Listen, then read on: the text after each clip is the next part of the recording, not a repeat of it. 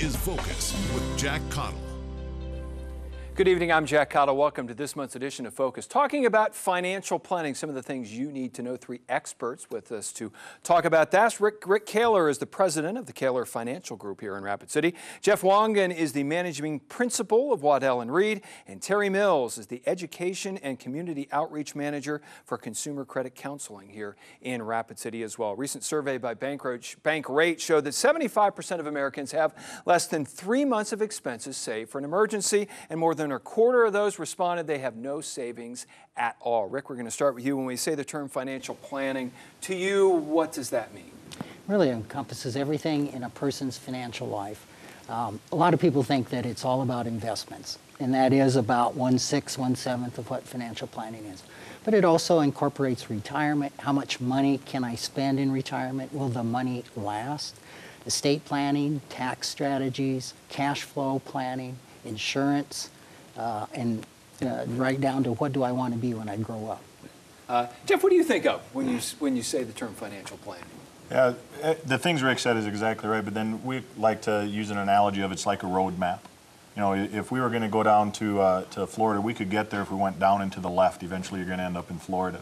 But if you want the details, you're going to need to know what highway to be on, what exit to take, things like that. That's what a financial plan is to us. It gives you the details to help you get from where you are to where you want to be, and then it includes the things that Rick talked about. Now, Terry, you do a lot of education in this area. What do you think of? When you say financial planning, what do you tell people that means? Well, what it means to me is exactly like a roadmap to get to where you want to go in the end. And to us, financial planning is using your budget or using your spending plan, because that's the most important document you're ever going to have, because that's the document that's going to allow you to get the things you want, but keep the things you got and carve out money for retirement and things like that to do that. So it's probably the most important document that consumers need to be taking. What does the average person need to know? When it comes to financial planning, what do they need to know? What do they need to think about? They got to look at their spending plan. They got to know how much money comes in, which is really surprising. A lot of people don't know how much comes into their home, and you know, you're already 20-25% in the hole coming in because they take out the tax and Social Security and all that too. So that's what we call the net. So you got to know what's left over, and that's really what sets up your spending plan. You do that, and then you have to track your money going out, so you know exactly how much goes out. And when you start tracking your money, it'll just scare the crumb out of you, because you know it's only $10 here, it's only $20 here. It don't seem like a lot of money, but when you add that up in a whole month, it's a pile of money when you do that. So it's very important to know where the money comes from and where it goes, so we can meet our obligations and get the things we want and need. Now, Jeff, you said you have some people that come into your office starting out from square one. What are the basics? What are the basics that you tell them that they need to know from the very beginning? Well, it's similar to what Terry just mentioned. They need a budget. They need to know what they have available to put towards it. We can help people establish that, but you know, all the budgets in the world don't make any sense if you don't follow it. And that seems to be a problem lots of times, is people don't follow their budget. They have one, they know what they're spending as far as bills, utilities, and house payment and things like that. What they're not tracking is how often do they hit an ATM up? How often do they eat lunch out instead of brown bag it or whatever, those kind of things.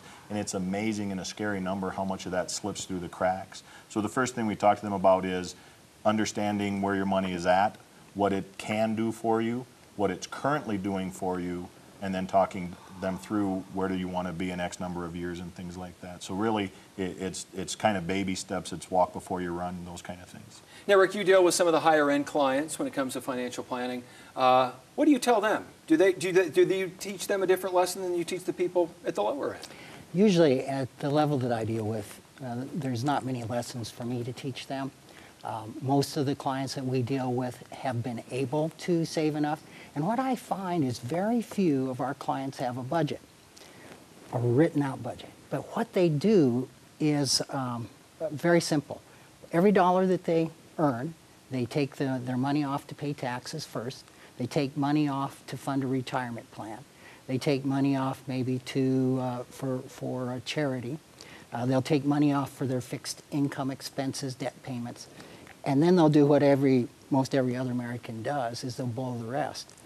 What we find is by paying themselves first and doing that, the average person that's really successful in creating wealth that we see is living on 30 to 50 cents of every dollar they make. So how much of this is mindset? How much of this is discipline? I think just about all of it. is. I remember 25 years ago, I had two clients. One was making $150,000 a year, and one was making $22,000 a year. The one making $150,000 couldn't save the IRA at that time, max, which was $250 or $500 a year. Couldn't manage it. The fellow making $22,000 a year saved $800 a month. It's really not about the size of the income. Now, you guys are all professional in this business. What can you do yourself? When do you need a professional? What can you guys do that I couldn't do on my own? Personally, I think you can probably do about 80% of it yourself. There's understanding the basics is not difficult. There's a lot of books, a lot of information on the internet. I think a person can get very close in doing a great investment program by learning and reading. Most people, though, don't enjoy that. They think we're strange because we do. So for most of my clients, they're smart enough, they can do this. The problem is they don't want to, or they don't have the time to. And I think that's a perfect time to bring in a financial professional. What do you think you need to do this professionally? Compared to if I'm just sitting at home with my money and I come up with a plan, what can you guys do that I can't? Well, one of the big things that working with a professional does is gives you a sounding board. It gives you somebody that can talk you off the ledge when the talking heads on TV think it's Chicken Little and the sky is falling. It also gives you somebody to pull you back in when it's, oh my God, this is gravy and everything you have should go towards it. So those kind of things. When you're not working with somebody, it's easy to get sucked into the next big thing, the next hot topic, the best mutual fund today, and those kind of things. So working with a professional will help you stay on track. They'll help you get on track. Rick made a good point. A lot of people don't like to do this, and we talk to people sometimes that say, well, why should I work with you when I could do this myself? And we tell them, that's exactly right. If you have the time, the energy, and the resources to search through the over 40-some thousand mutual funds out there and pick the 2, 3, 5 that are right for you, you don't need me. But we find lots of times people like to have a life outside of their work, and doing that, we do that for a living. We search through those mutual funds. We match them up to the appropriate investment product, get them on the investment train, and then keep them on it. Now, Terry, what do you tell people about when they need to go get professional help, when they need to get professional advice? Try to be as proactive as you can. A lot of the people that we see at Consumer Credit Counseling is they wait too late. They've already missed one payment, they've missed 2 payments, and then it's kind of too late at that point in time. So I always tell people, time is the enemy. Time just makes us old, and it just makes it worse. That's all time does. So when those life event happens, that's when you have the most options. The longer you let this stuff go on and you don't deal with it, the worse it's going to get, and the likelihood of you keeping your money and your stuff gets higher and higher. Because this is all about time, exactly what these guys are talking about. Because the more time you put into managing your money and your credit, the likelihood of you keeping more of your money gets higher and higher. And that's just how it works at the end of the day. Now, Rick, you were talking about a lot of different things you can read. You were talking about the talking heads on TV. So how do you know who to listen to? You can listen to 5 different people, and 5 of them will give you 5 different plans and 5 different directions to go. How do you know who to believe, who to listen to? It's a good question, and that's a question that's applicable to how do I select an attorney or how do I select an accountant. And what I suggest to people is first ask your friends. Who are you dealing with? Who have you heard good things about? Pare that list down to 3 that you can go interview. Interview them, find about their process, ask about who their average client is, ask about their education, ask about how they communicate best with clients.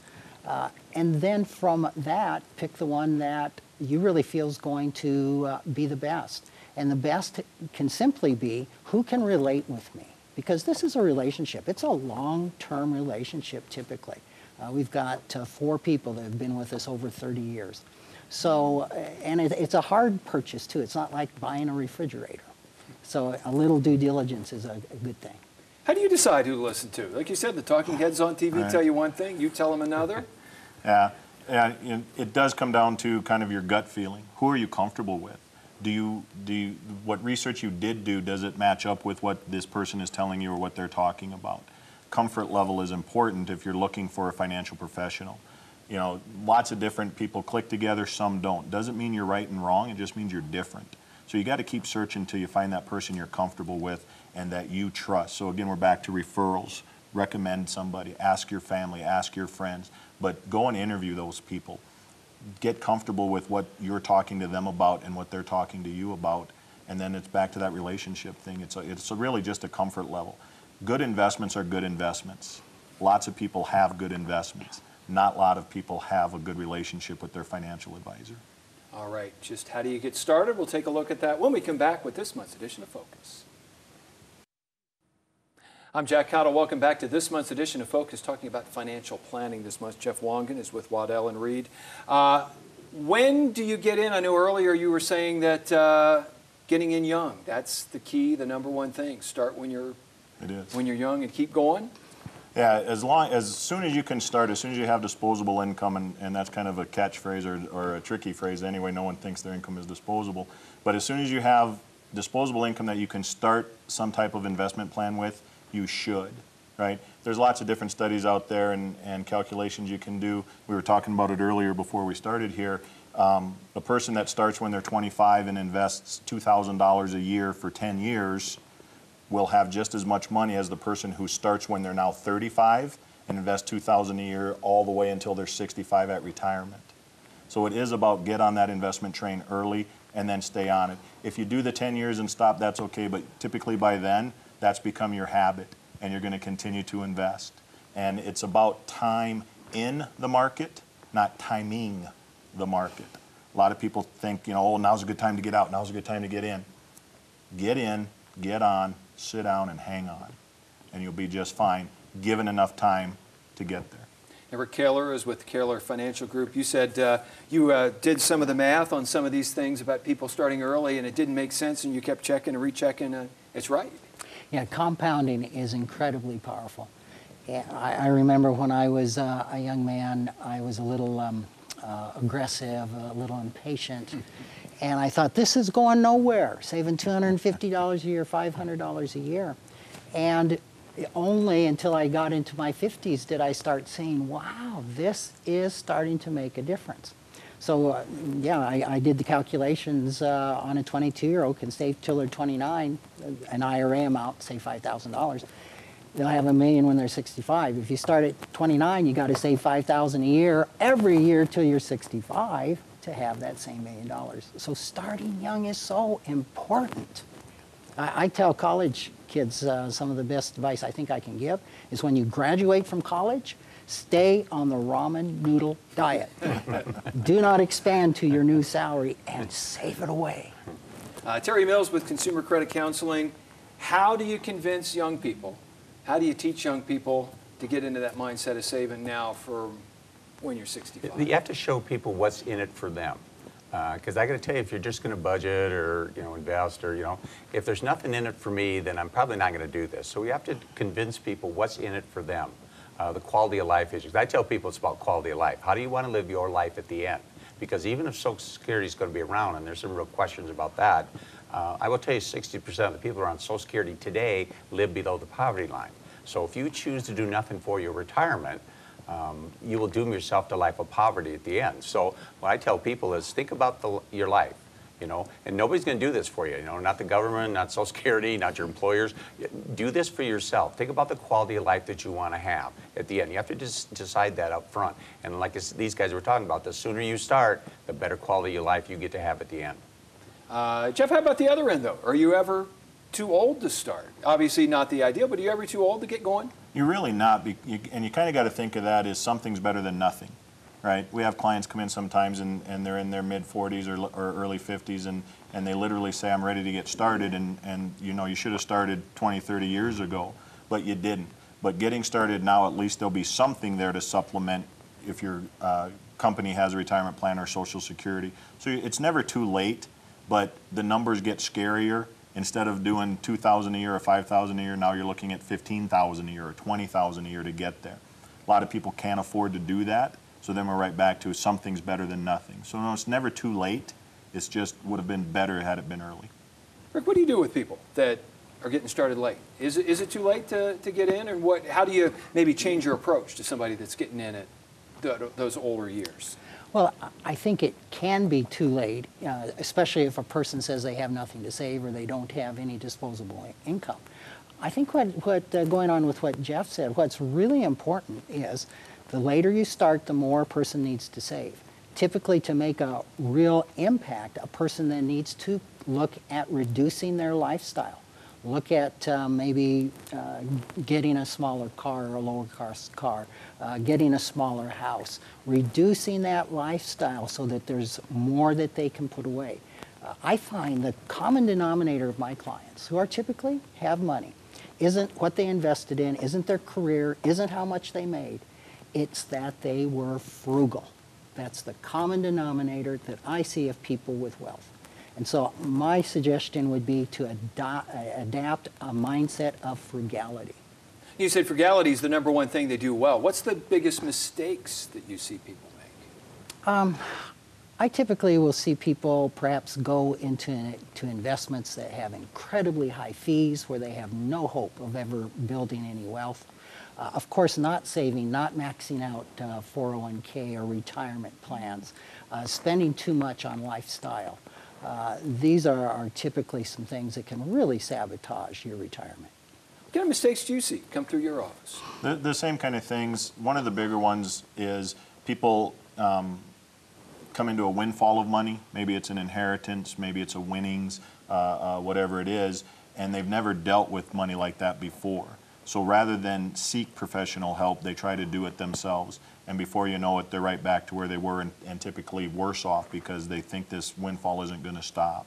So it does come back to what Terry started with today, actually, and Rick just touched on again: frugal, building a budget, stick to that budget, know where your money is going and what it can do for you and what it is doing for you.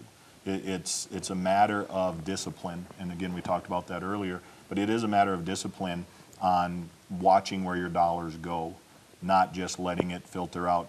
Even if you're on a budget, how many times do you hit the ATM? How many times when you use your debit card at the grocery store you hit, yeah, I'll take an extra 20 and change, things like that. All of that should be accounted for, so that those dollars could be put towards investments or towards your retirement. And Terry, Consumer Credit Counseling also deals with people that have gotten into financial trouble. What are the mistakes you see as far as planning goes that you see come through? Probably the biggest mistakes we see, when it comes down to a lot of it, we see situational situations, but mostly choice. We think choice probably has a far greater impact than any amount of money you ever make, because in 40 years of counseling, we counsel people who make a lot of money, and we counsel people who don't make a lot of money. So what that usually tells us is choice seems to have a far greater effect on their life than any amount of money that they ever make, because they always think that we get a better paying job, I make more money, it'll all work out. But if you don't make good choice with your money, get the best value when you spend your money, you'll never make enough money in this world. And I like to giggle sometimes. We talk about our senior citizens being on fixed income. Well, guess what? We're all on fixed income. It's fixed by my employer, and I only get so much. And unfortunately, I can't go back to my employer at the end of the month and say, gee, I had a really bad month. I need more money this time. So when we get our money, we got to get the things we want, need, and make it go as far as we can, because when it's gone, and we don't get a whole lot of money in this part of the country to start with. All right, we'll continue our look at financial planning when we come back with this month's edition of Focus. I'm Jack Caudill. Welcome back to this month's edition of Focus, talking about financial planning this month. Terry Mills is with Consumer Credit Counseling. Terry, have you seen a change over the years in people's mindsets when it comes to planning, when it comes to money, or is that staying the same? Actually, I think the consumer in this part of the country is getting a little healthier. One of the great silver linings of the Great Recession of 2008, I think credit card use and credit card balances have actually gone down. We've actually used our debit cards more than our credit cards now. So people became aware, I think, more of how fragile debt is and the consequences of carrying long-term debt. You know, by missing one paycheck, missing, you know, a couple hours out of a week, you know, it's kind of a house of cards, you know. And so they kind of understand, you know, living on the edge of and carrying long-term debts and the consequences of that. So I think that's been one of the silver linings of the Great Recession. People are more aware of debt and the consequences of carrying long-term debts for long periods of time. Jeff Wangen is with Waddell & Reed. A lot of people depend on Social Security for their older years, and that, of course, one of the big mysteries. What do you tell people as far as relying on that down the road? Yeah, part of that comes back to their age. If they're probably in their mid-40s and older, we can include Social Security in their financial plan, because something is going to be there, we believe. It's the younger people, the 20-somethings for sure, the 30-somethings, some 40-year-olds. We're not sure exactly what that's going to look like. So we counsel them about maybe we should plan for you to take care of yourself, and then if there's Social Security there of any kind, nobody's going to be upset with extra money. But if we count on it and it's not there, then I didn't do my job and advise you the right way and get you where you wanted to be. So partly right now it's an age thing. We're seeing adjustments in Social Security. You know, different age groups now have to wait till 67 to get full Social Security. Some have to wait till 70 to get full Social Security. We don't know what the next adjustments are going to be. So if you're getting started, plan to take care of yourself. If there's something there, great. If there's not, you're still covered. Rick Kahler with the Kahler Financial Group. What do you tell people about Social Security down the road? We have a lot of questions about that, and typically the statement is, I don't think Social Security is going to be there. Like Jeff, we feel it is going to be there. The big difference that the federal government has that the state of South Dakota or the city of Rapid City doesn't have, or you and I, is they have a printing press. And they will be able to make sure that those obligations are met. They're not constrained by solvency, but they are constrained by inflation. So what we're doing is if a person's under 50, we're cutting that Social Security benefit by about 20%. Like Jeff, we're saying that we're not real sure what's going to be there. We're real not sure what's going to happen to the benefits, but we do believe it's going to be there. Somebody over 50, we're pretty confident that it's going to be there. I mean, messing with Social Security is pretty much the third rail. The American population, I mean, it has become the average person's retirement plan, and the average voter isn't going to stand for it being messed with much. Now, obviously, one of the best things for people to do is learn as much as they can. Where's the best place to go to learn something on your own? Well, that's a very biased question to ask me. I have 4 books. You can Google them on Amazon. Imagine that. But really, there is so much information on the internet, so many places, and Investopedia, and there's local workshops given by financial people, and a plethora of books out there for a person to really learn, books on tape. I think there's probably more information on how to invest in financial planning than most topics. Jeff, what should people go out there and research and learn on their own? You know, the beginnings, I think you'd be fine. The basics, learning on your own. Rick's right. There's a lot of information out there. There's almost too much information at times, though, for some people. You know, it can really become a time kill where you're doing nothing but research and never moving off of that wall and getting started on investments. But the basics are out there. You can find out different types of mutual funds. You can learn the difference of the different share classes so that you're a little educated when you do go visit with a professional and can kind of quiz them and see if they feel the way you feel about different share classes of mutual funds or different investment types and things like that. You know, how much information should you get on your own? That's a personal question. Some people are very comfortable with researching their own things and coming up with their own plans and developing their own knowledge base on these things. Other people realize right away, that's not me.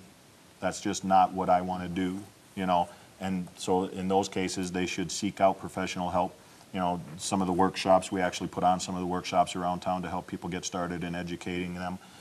You know, but seek those things out to get started. Just about out of time. Terry Mills, real quick, what do you guys offer for education? Can they come to you? Yeah, we do financial literacy, we do budgeting, we do all kinds of free, and we're a nonprofit United Way agency, so we don't charge for any of our services. But the information has to be usable because, you know, you can get all the information you want, but if you can't apply it to your life, then it's just information at the end of the day. All right, we are out of time. Rick Kahler, Jeff Wangen, Terry Mills, thank you guys for joining us. I hope Thank people you. learn something and we'll have a good retirement, or at least get things going because of this.